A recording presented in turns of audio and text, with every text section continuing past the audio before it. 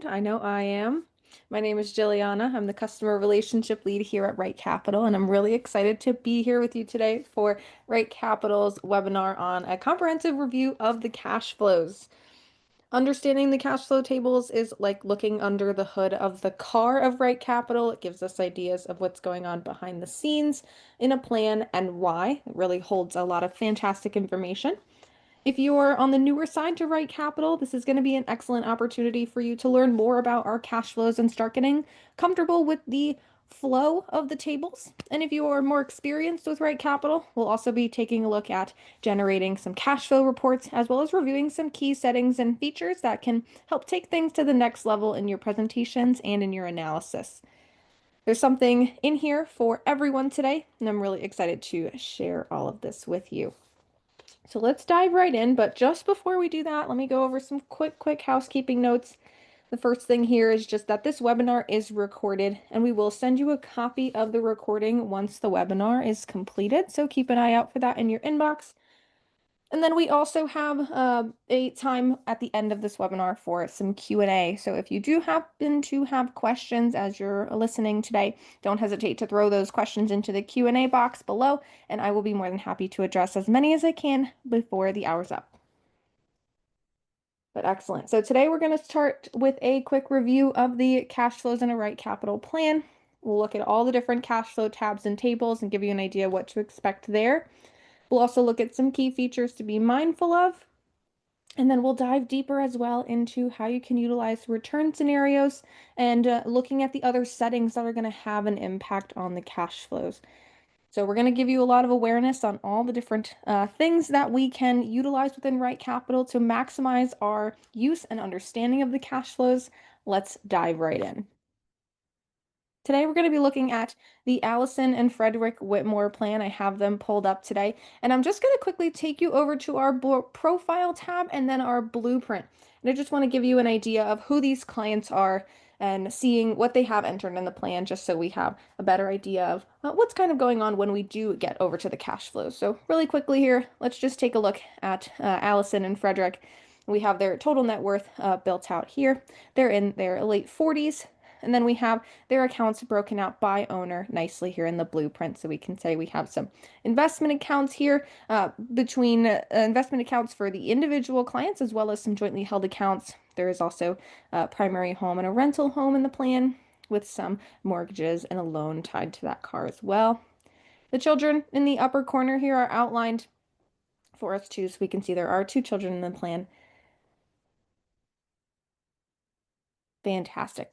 That's the net worth. And then we also have the goals tab of our blueprint. And the goals tab is just giving us a goals timeline of all the different goals entered in RightCapital through the length of the plan. We can see here that there is some lifestyle goals here. Allison's purchasing a car in a couple of years coming up. And then we are planning for college for both of the children when they get to the respective ages there. Later on, we can see the retirement ages for both of these clients and long-term care later on down the line as we approach the end of the plan. Fantastic. So a nice view here of just seeing what kind of things we have on the roadmap. And then lastly, we have income, savings, and expenses. This is just showing us what we have coming into the plan, what's leaving the plan, in this case, the salary for both of the clients, as well as their estimated Social Security benefits. We also are making some 401k and taxable contributions, as well as a contribution to a Roth IRA. And then we can see our pre-retirement living expenses, as well as some out-of-pocket medical costs here as well. So hopefully this gives you a better idea of just kind of who we're talking about today. And when we go through the cash flow, some of the numbers behind the scenes will make a little more sense as we can see the origins of where those are coming from. But of course, if anybody has questions throughout the way, don't hesitate to put them in that Q&A box below. But excellent. So now that we have a general understanding of what we're working with here, let's head over to our retirement section and we'll find our way to the cash flows tab. So again, the cash flows is found under retirement and then cash flows. Now you'll see here that there are 5 tabs that make up the cash flows between maps, summary, net worth, invested assets, and accounts. The default landing page here is the maps. However, I know a lot of advisors do like to see like the summary tab first, or sometimes we'll rearrange these tabs in different orders to showcase different tabs being first. And just for anybody who's unfamiliar on the fact that we can rearrange tabs in RightCapital, I do want to show you what that looks like so you can really get comfortable with maybe customizing the cash flow view if that's something you are looking to do here. So if we are going to reorder these tabs, I know oftentimes the summary tab is the tab that shows up first, and a lot of times we'll see the maps displaying at the end. Let's go over just how to quickly reorder those. The way to do that is going to be out in the advisor portal. So I'm going to click on the logo in the upper corner here to bring me out to my advisor portal. That's where we see our client list. And then I'm going to find my way over to Planning Access. This Planning Access tab not only indicates what tabs the clients have the ability to view when they log into their client portal, but it also allows us to reorder the arrangement of the modules for when we're navigating through the software.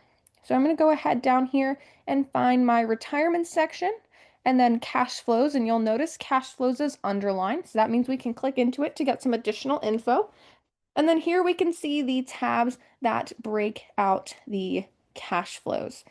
Now we can see here that there are 6 tabs. There is an additional options tab. So if you do have a stock plan entered in your RightCapital plan, the options tab will populate in your cash flows, just showing out the vesting schedule, liquidation, and the sale proceeds for that stock plan. So that's why that options one isn't there for anybody who might be curious of why we see that there, but not when I'm actually in the client plan. So that's why that options tab is there. But if you're looking to rearrange the tabs, you'll see here if I hover over these different boxes, there's these little 6 dots that populate right next to it. If we click and drag those little dots, we're able to rearrange the order of the tabs here. Gotta do it a couple times sometimes to get the order correct, but let me go through here and move my Maps tab to the very end. And then once that order is correct, I will go ahead and hit save. And then just make sure one more time to hit save at the bottom here. It's always good to hit save an extra time just to make sure the changes are saved, excuse me. And I'll go ahead and open the client back up here just to see the client plan again. So heading back over to retirement and then cash flows. And now when we open up this plan, we can see we land on the summary tab first, and then the maps tab is now all the way at the end where we have moved it to. So that's just a quick way to rearrange the order of the tabs, and you can reorder any of the tabs. You can move retirement to be the first tab in front of dashboard. You can move education around. So you have that flexibility with all of the tabs and sub tabs within RightCapital. But excellent. So we have rearranged the tabs. Now let's take a look at the cash flows themselves. We have the summary tab here. This is the probably one of the most popularly used tabs of the cash flows, and this is going to highlight the cash inflows and the cash outflows for each year of the client plan. So that's the formula we have here. Cash inflows minus cash outflows equals this net flows column here. You'll notice that a lot of these columns are underlined. If there is a column that is underlined, you can click into that column to get some additional information of what's making up those numbers behind the scenes. And if you continue to click through, you can see an even deeper breakdown. As we're clicking through the tabs, we'll see a nice sort of breadcrumb indicating to us where we have clicked so we don't kind of lose track of where we are. And if you do want to navigate backwards in the cash flows as well, you can click through the breadcrumb to get back to the main summary page. The cash inflows are comprised of our income inflows, payment distributions, and other inflows, and that's going to make up our total inflows. And then our cash outflows are comprised of our expenses, goals, tax payments, and planned savings, and that makes up our total outflows. So then from our total inflows minus our total outflows, we get our net flows column. We can see here, this is going to project out for every single year of the plan, breaking out the year, the client ages, and then those cash flow changes. So as we scroll down and we really start to get familiar with the cash flows tab, we can see that it starts to tell a bit of a story here. And I'm just scrolling all the way down to show you that projection really goes down to the very last year of the planning horizon there.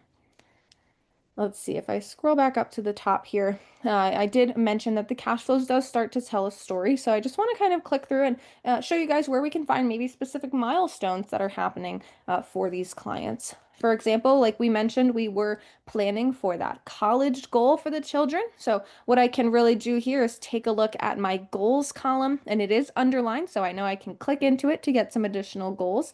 And then we can see here education is one of the goals, and we are planning for that college for the child. So if I click into it, we can see here the college costs for both Derek and Bella exiting the plan for our total education cost of $83,000. So really easy to kind of pinpoint major life changes here as we're going through. Another really common milestone would be pinpointing something like retirement changes. So if we scroll down here, we can take a look at our expenses tab and our living expenses. We could see here at ages 61 and 64 for the client and co-client respectively, we are hitting pre-retirement and moving on to our retirement expense. So that can really help us pinpoint, when these clients are retiring, giving us a reminder of that happening right at the end of 2039, where we jump over to those post-retirement expenses. Backing out to the summary here, another really common sort of goal we see is going to be something like our long-term care costs. And if you're not familiar, long-term care is entered at the very end of the plan in a RightCapital plan. And we can see that occurring as well in the expenses tab, where we see our healthcare expenses at the very bottom. And if we click into that, we can see this gives us a lot of information between retirement healthcare costs. We can see long-term care being broken out at the end here, and then any other medical expenses. Now, we're not seeing any other medical expenses in this column, but it is displaying here because we do have some medical expenses earlier on. So we're just seeing this really flow through to the end of the plan, again, to pinpoint some large milestones. But backing out to the full summary. So again, as we can see, as we're navigating through the different tabs here and the different columns, we can start to pinpoint kind of what's going on. If you're entering a specific goal within for the profile goals tab, and then you realize you can find it here in the goals column, it's going to directly translate. And we can see how this is going to impact the flow of the cash flows as well. We can see here in the years before the college education goal, remember right here, we do have some positive net flows or maybe a little short negative net flow here because our outflows are higher than our inflows. And then when we get to college, we can see this is really putting the plan into a cash flow deficit. The cash flow deficit is forcing the plan to pull from the retirement accounts in the order of the withdrawal sequence to cover that cash flow deficit. So we can really see, why are we getting such a deficit? And we can backtrack and see that that's that college goal really driving those expenses up. Look fantastic. So again, at the end of the day here, this is an order of operations thing. Cash inflows minus cash outflows equals our net flows column.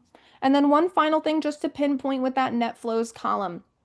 Right now we are using modified cash flow base, and I will go into these different settings a little bit later on in the webinar. Right now we're using a modified cash flow base setting, which is telling us that excess cash flow is going to be spent unless we're indicating that we're saving it to a taxable account.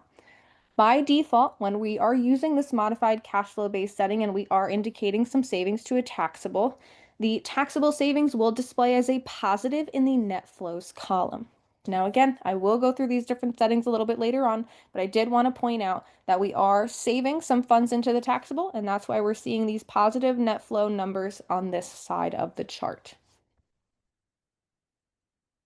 But fantastic. So that is the summary tab. And then right next to that, we have our net worth tab. Our net worth tab is the page that's going to show us some important balances and values over the course of the plan. We're tracking the value of our qualified and non-qualified assets. If you happen to have options and RSUs entered into the plan, we will see those values tracked here as well.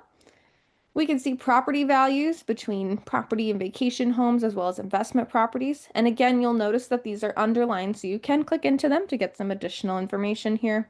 There is one primary home, but if you had additional vacation homes entered in the plan as well, you would see all of these listed out for us. And again, our nice breadcrumb chart at the top here for navigation allows me to easily go back to net worth. We can also track investment properties as well as different asset types like businesses and trusts. And then loans at the bottom here as well, or not at the bottom, all the way on the right, I should say, something like mortgages. So in this case, we have the rental mortgage and the primary home mortgage. So that amortization schedule, ooh, big word for a Friday, is displayed for us, and we can see the balance of those loans decreasing as we're making payments as the plan progresses. And then we also have other loans here, and this is just going to be any other loan entered over in profile net worth. We could see here a car loan, maybe a credit card. Student loans will also display here as well as any other loans. If you utilize the other loan in the data entry option, we'll see that displayed here as well.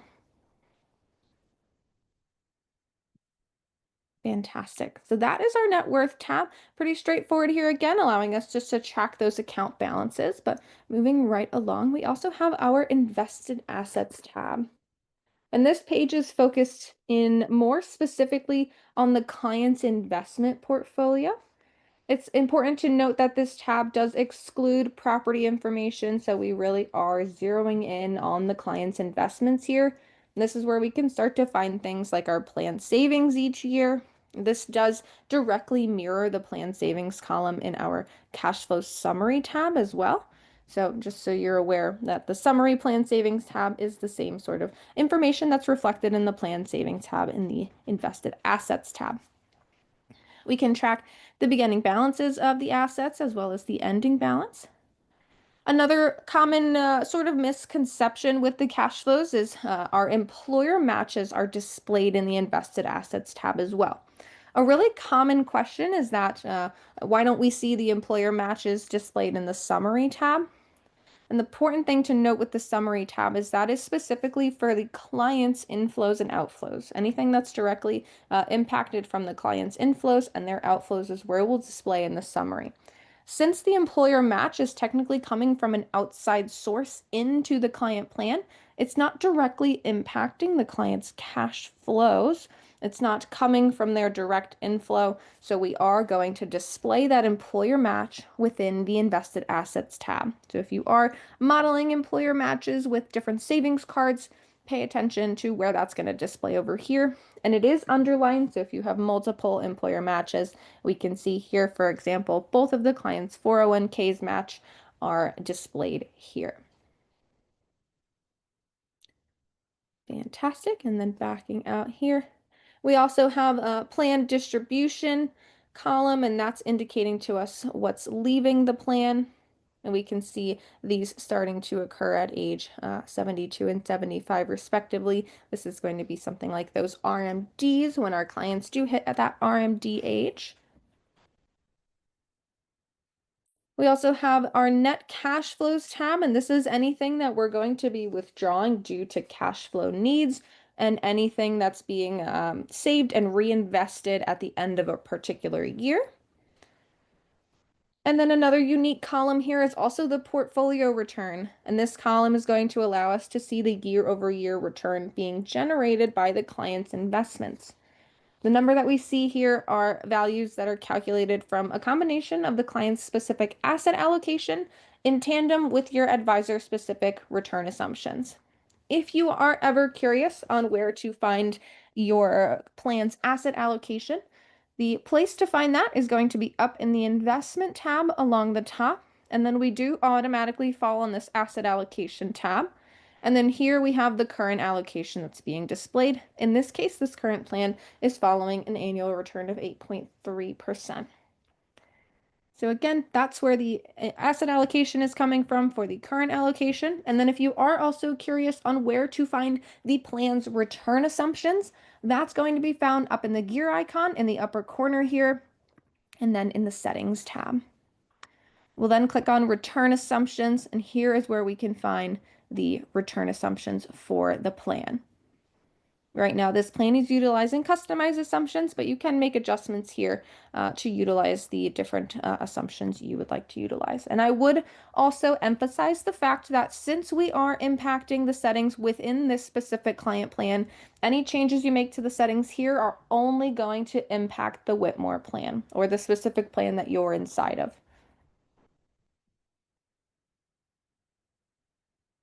Excellent. Let me get back over to my cash flows tab here. And then the last cash flow table that we have after invested assets is going to be the accounts tab. This is the best place to see the year-end balances for all of the different account buckets in the plan. So we are breaking each account by a bucket. RightCapital works off of a bucket system. So we can see here the taxable bucket and what's that being comprised of. We also have the 401k bucket, and we have both of the clients' 401ks being displayed. Traditional IRA for both of these clients, and Roth IRA.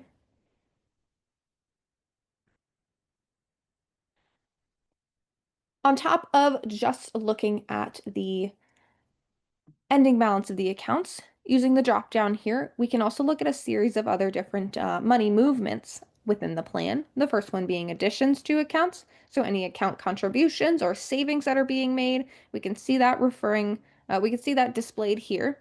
And we can also see here, as I was explaining in the summary tab, our net flow column is anything that's going into the taxable savings. So we can see here this 2,229, 4,092. When we go back to our accounts tab, additions to accounts, we can see that taxable savings displayed here as well. We can also look at required minimum distributions. So when the clients do hit RMD age later on in the plan, we can see the RMDs coming out.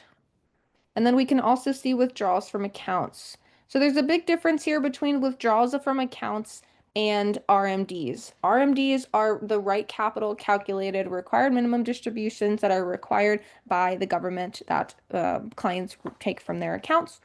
Withdrawals from accounts is going to be any withdrawals made from retirement accounts to cover cash flow deficits in the years where there's a cash shortfall in the plan. So we break these out separately for you so you can see what exactly is a withdrawal to cover a deficit and what is an RMD, a calculated RMD.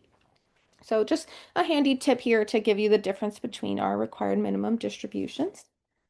And then the last thing here is going to be our net cash flows. I do want to mention that the net cash flows table here is the best place to see money moving around between different accounts within the plan as well. A good example of this would be something like Roth conversions. I do have Roth conversions turned on in this plan, and they aren't starting until age 62 and 65 for these clients. So we can actually see here between the withdrawals from the tax deferred and then large contributions to the Roth IRA, helping us display that Roth conversions. And just to show you, if I were to switch this to the current plan where I have no Roth conversions, we can see here we're just pulling out funds maybe to cover cash flow deficits in those years. So when we do turn on our Roth conversions, we're pulling more from those tax deferred accounts and putting that into the Roth IRA. So super great here is not only can we break out additions and withdrawals separately, we can also see them all together in the net cash flows. Perfect. All right, so the last tab we're going to take a look at here is going to be the Maps tab. And unlike the rest of our cash flow tabs here, this page is unique because it adds a visual component to the cash flows. It's not going to be just that regular cash flow table anymore. And the information we see in these charts is actually going to reflect the information we saw over in the Summary tab. So we've got our cash inflows and we have our cash outflows. Very similar to our Summary tab. This page is really designed with more clients in mind. I will say that, especially those clients who might struggle a bit to understand what they're looking at with some of those cash flow tables and spreadsheets, especially with clients who are a little unfamiliar. It can be a little confusing to throw the summary tab at them. So the waterfall is a nice view just to show you what exactly is going on within a specific year. So there's actually two different visuals we can toggle between when it comes to the Maps tab. The first one is waterfall, and the second one is breakdown.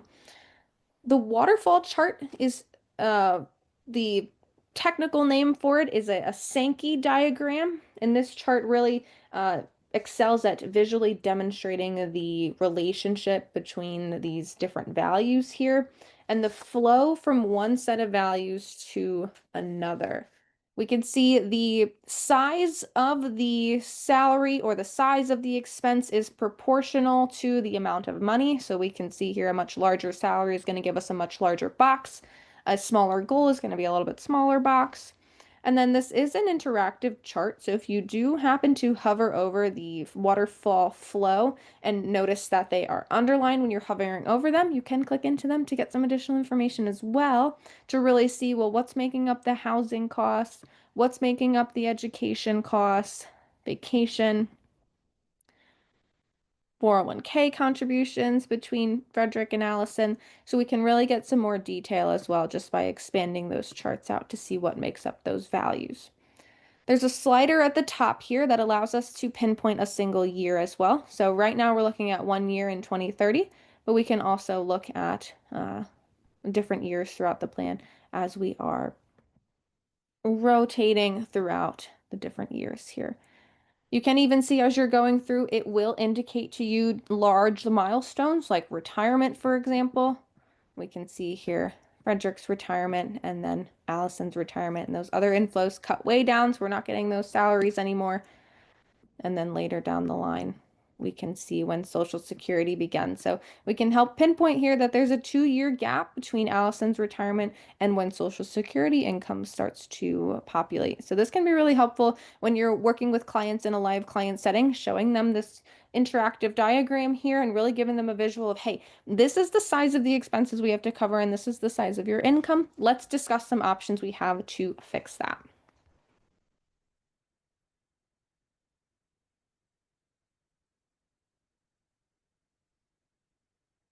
Excellent. Alrighty. So once we have taken a good look here at our waterfall chart, let's also take a look at the breakdown. And again, this is going to be very similar. It's just instead of that waterfall diagram, it's more of a tile focused diagram. So some clients don't love the waterfall, or maybe different clients have different tastes, right? Different strokes for different folks. So we can utilize the breakdown chart with the same functionality. You can still utilize the little down carrots to break out the specific details that make up each of the numbers. So don't hesitate to utilize this option. You won't be losing any functionality here as well in those specific years.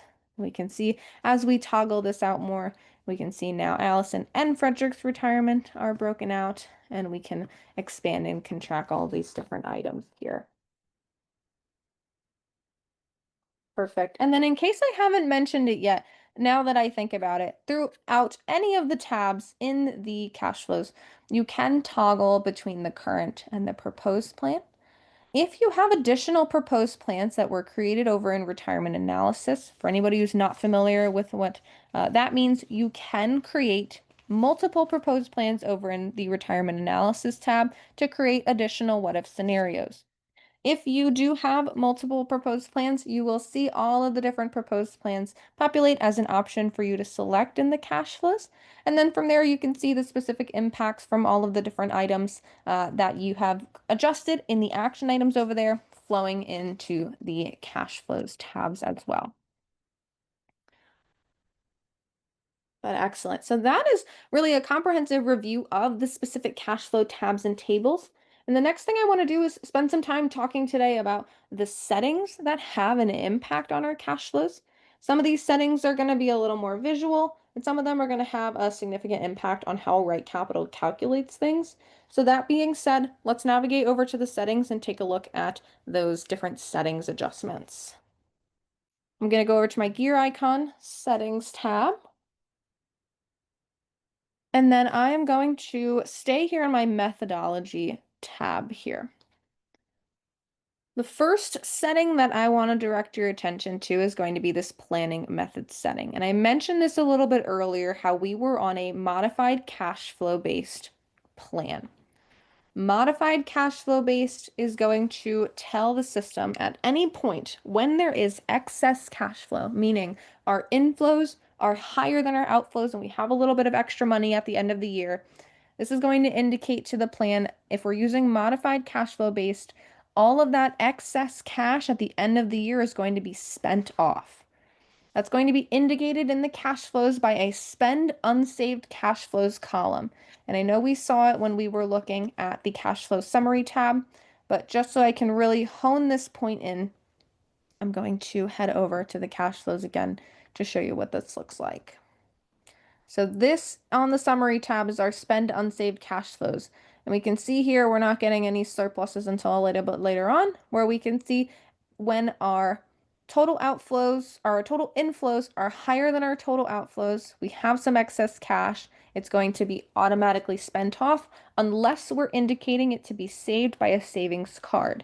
In this case, we do have a taxable savings card entered in the plan, so we are seeing those savings being made. However, if we didn't indicate any savings at all, we would see it all get spent off. Excellent. The other option with our planning method setting is our cash flow based setting. I'm going to go ahead and make that adjustment and I'll just refresh my cash flows here to save that change. But when we're using cash flow based, this is going to be essentially the opposite of modified. What this is going to do is it's going to automatically save all excess cash flow into the taxable account, regardless of what we want it to do.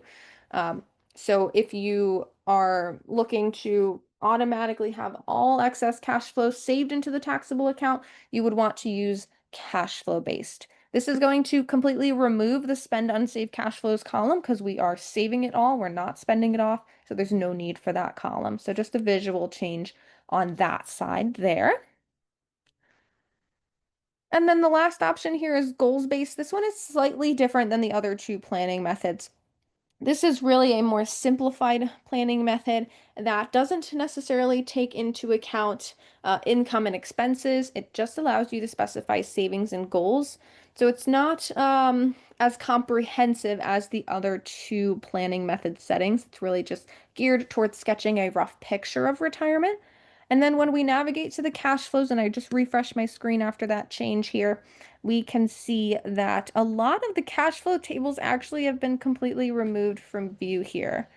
Let's see, let me refresh this one more time to get this saved to change.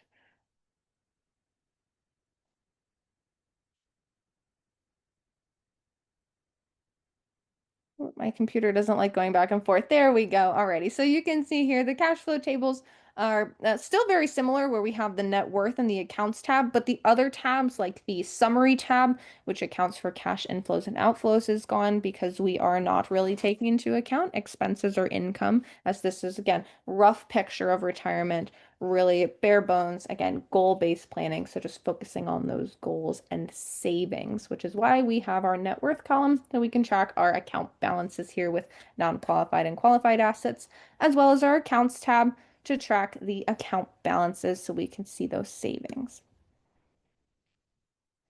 Excellent. I'll go ahead and put this back to modified cash flow based. This is probably one of the most, if not the most common selection I see a lot of advisors utilize when it comes to the planning method setting, since it's a little more conservative. Instead of indicating we're going to save absolutely everything, it gives us a little bit of wiggle room here to have some extra spending.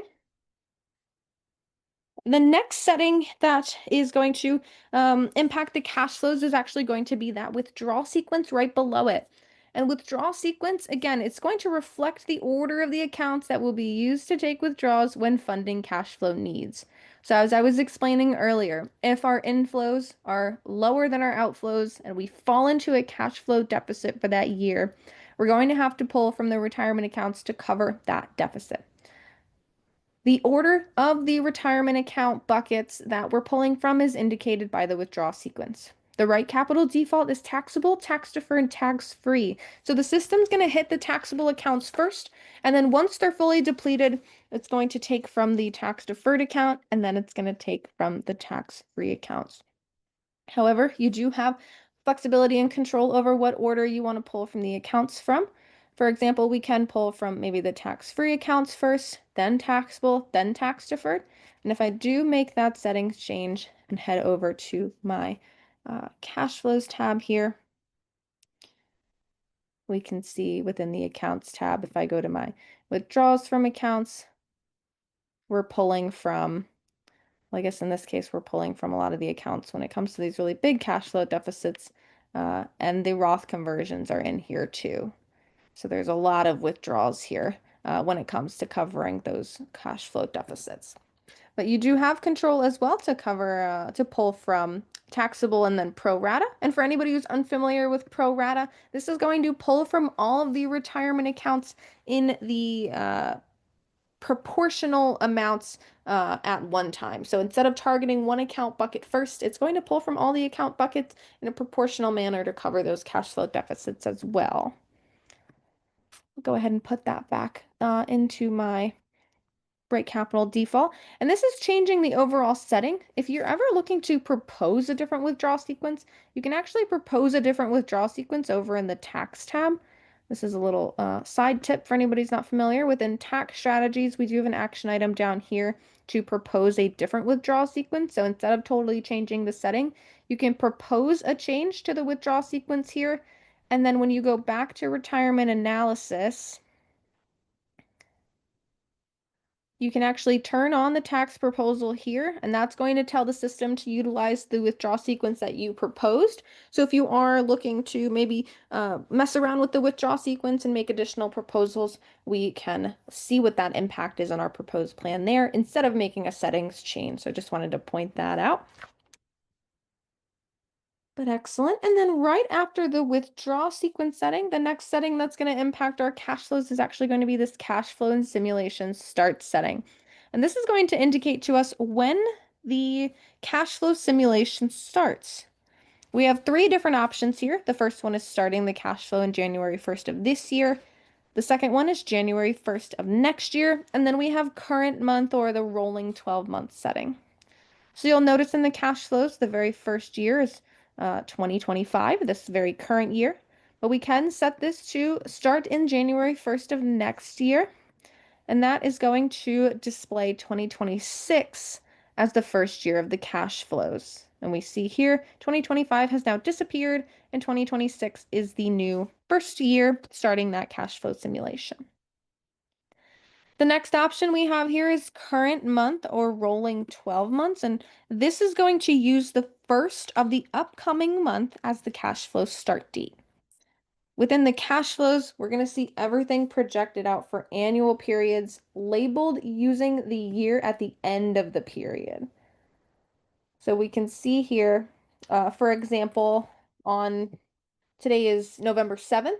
So setting the cash flow to a rolling 12-month is going to utilize December 1st as the first start of the projection, and it's going to run until December 1st of 2027. December 1st of 2025, rolling to December 1st of 2026. This is going to utilize, again, that annual projection here. So technically in 2027, it's not starting January 2027. It would be starting December 1st of 2026. And then going all the way into December 1st of 2027. That's why December 27 is displaying, or 2027 is displaying here. That is not one of the more common selections when it comes to the cash flow simulation starts. I know a lot of successful advisors will actually utilize January 1st of this year in the first 6 months of a calendar year, and then switch to January 1st of next year in the last 6 months of the year. This is actually going to help keep a client's near-term projections as accurate as possible while also maintaining the visual clarity that accompanies full calendar year projections. So just an idea of how you can utilize these different settings when it comes to what time of the year it actually is compared to when the simulation is starting. Now, a lot of the settings on the methodology tab here are going to affect the cash flows, but for today, there are just a couple more that are going to affect the cash flows in particular. But I do recommend going through and just getting familiar with the other settings types, just to kind of make sure that you have an idea of what all these settings can do, and if you're trying to run any specific cash flow scenarios, that you're familiar with all the settings and those specific impacts. But let me spend the rest of our time going over the ones that are directly impacting that cash flow. And the first one here is actually going to be, excuse me, include taxable savings in the plan savings column. So this is a visual change. This isn't going to change anything on from a calculation standpoint. However, if you are familiar with the cash flow summary tab, oh, I have two settings tabs open here. Within the retirement cash flows tab here, my computer is ready for the weekend, I can tell. Heading over to cash flows, and then we have our taxable savings being displayed in our net savings, in our net flows column. If I do check this setting to include the taxable savings in the plan savings column, this is going to include the taxable savings in the plan savings column, for lack of a better word. So within plan savings, we see now our net flows is zeroed out. And then within plan savings, we now have a taxable savings column displaying anything going into the taxable account. This is only available on modified cash flow only because, again, on cash flow based, everything is being saved into the taxable account if there is an excess, and that will just be displayed in that net flows column.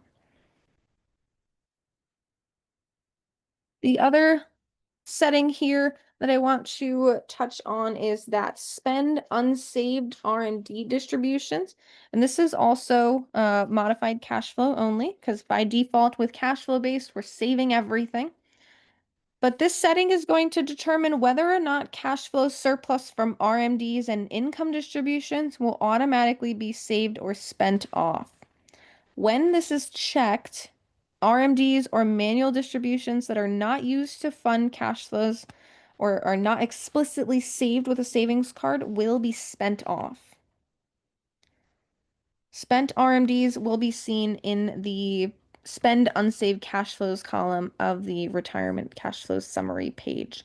So again, retirement cash flow summary page, we have our RMDs that are coming out of the plan, and they're automatically being saved with modified cash flow base, but we can indicate that we want to spend these off.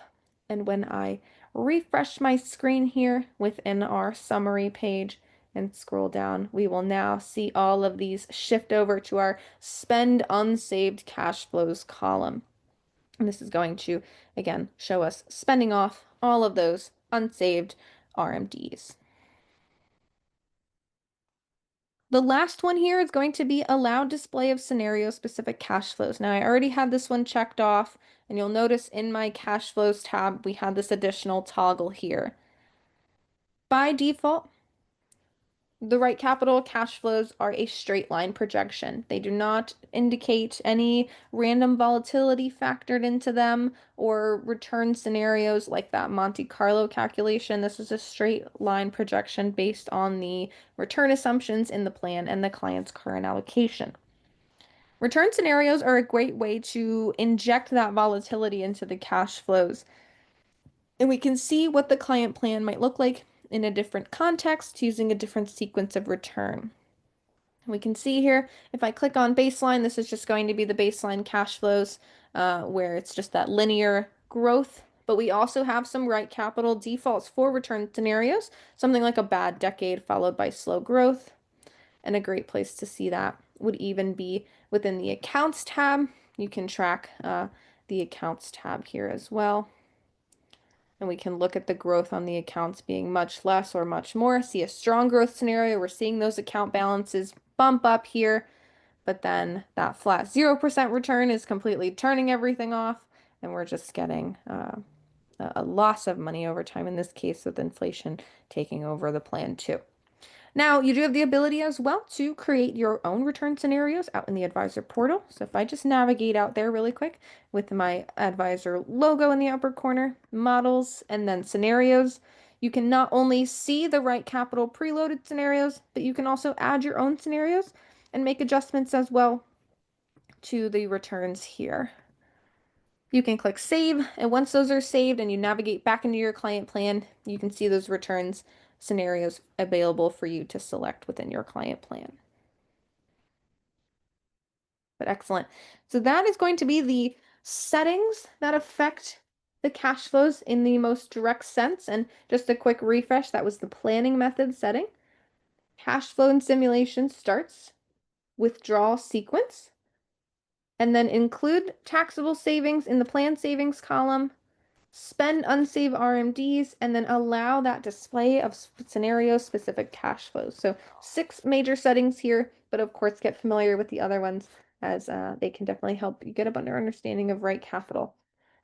Excellent. For the sake of time as well, I do want to touch on how to generate and customize our cash flow reports. So say you've had an entire client meeting and you want to send them off with a nice deliverable to remind them of what the things we've talked about today. So let's go ahead and click on that gear icon and then reports again to get to the report section. Now the report section is going to include the series of modules within RightCapital that you want to include in the report. Today I'm going to focus on cash flows, and you'll notice it's underlined. What do we do when we see something underlined in RightCapital? We click on it. We can get additional information here as always. We can see here the cash flows is really notorious for adding a lot of pages to a report. So if we were to just click on everything, that could be a really long report and maybe include information that's not totally relevant to that client conversation. So super helpful here. We give you the flexibility to pick and choose even specific columns that you want to see. For example, we can look at just employer match and other if that is the only item that we want to focus on for that day. You can include the entire summary tab. Maybe we only want to look at, maybe if we're looking at Roth conversions, we only want to look at that tax payment column and see how that changes over time. We can unselect everything else. But again, just reinforcing that you have that flexibility of what you want to include. Scrolling down to the bottom as well, we have 2 different toggles here. The first one being a select plans toggle, and this is just going to indicate including cash flows for those specific plans. So if you do have additional proposed plans over in retirement analysis, you will see them all populate around here. So you can pick and choose which what if scenarios you want to display in the report for your clients. And then we also at the bottom here have a select years toggle. And this is going to indicate to us, or to the system at least, how many years of cash flows do we want to include in a report. Previously, when you generated a report for the cash flows in RightCapital, we were going to give you every single year of that projection all the way until the very last year of the planning horizon. Now, we understand that that can be a lot of information and it can be a little overwhelming for some clients. So if you do want to highlight specific years and maybe not overwhelm them with, 20 to 30 years of line item data, we can get a little granular on maybe only selecting the first or last couple of years within a plan, or you can even get really specific and select specific years, maybe just from like 2027 to 2030, for example, and we can get just nice 3 years of cash flows data within a report. So totally up to you how custom you want to get with that report generation. And if you scroll down to the bottom, you'll just click download selected pages for that PDF to get downloaded to your computer. And you'll see that displaying there. Fantastic. Alrighty, and I'll just open up that report quickly so you can see what that looks like. And again, we can see here 2027 to 2030. So we really are just displaying that cash flows in the years that I selected. We can see here just that employer match and other contribution.